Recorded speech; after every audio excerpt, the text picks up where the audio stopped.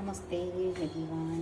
आज चाहिँ म हेयर मास्क बनाएर अर्को टाइपको हेयर मास्क बनाएर ल्याउनु भएको छु। 2 गुच्छा केरा अनि 2 चम्ची दही राखेँ हैन।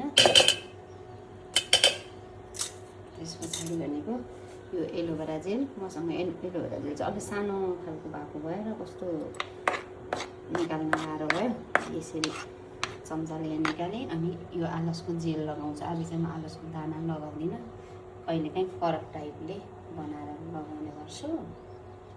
ल हजुरहरू एकदम राम्रो हुन्छ, मलाई चाहिँ एकदम राम्रो लाग्छ, हजुरहरूलाई पनि राम्रो लाग्छ भने एकचोटि ट्राई गर्छु। त्यस्तो धेरै गाह्रो पनि छैन रेमेडी। ल यो चाहिँ यस्तो भयो, पेस्ट यतिको भयो। अब यो लाउनलाई रेडी भएर हेर्छु है। घरैमा यति राम्रो बन्छ अनि के बाहिर जाँगर के अरे किनेर लिएर आउने त यस्तो राम्रो गर्छ। अब जाँगर लगाएर हप्ताको एकचोटि दुईचोटि अथवा 15 दिनमै एकैचोटि लगाउन सके पनि एकदमै राम्रो हुन्छ। अब म यसलाई एकछिनमा लगाउँछु।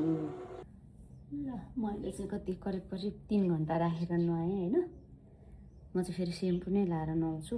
हेर्छु यति सफ्ट हुन्छ। त्यो दहीले गर्दाखेरि अब चाया साया पनि पर्दैन अनि नुहाउँदाखेरि एउटा केस पनि झर्दैन। यो चाहिँ एकचोटि ट्राई गर्छु भन्छु म, किनकि म चाहिँ आफूले धेरैचोटि युज गरेर आफूलाई राम्रो भइसकेपछि मात्रै यो गर्ने हो।